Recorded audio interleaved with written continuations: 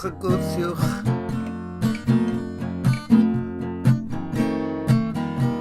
Rwyfo i fuddugoliaeth, osgoi'r llif o lew, y cynhesu byd eang, gwerthog i wythnos gyfan.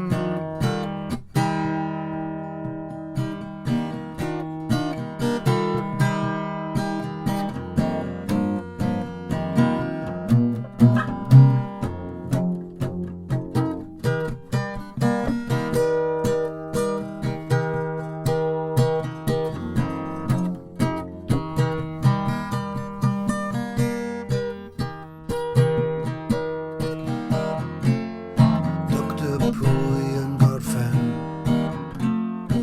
a'r awdur yn profwydo ymhlith yr hypnoteithwyr sy'n sibwd tu ôl i'r llen.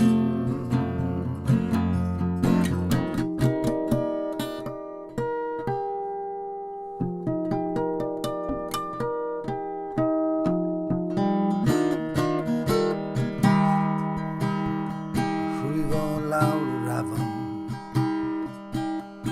rhwyfo ar yr afon, gwthiwch a thynwch.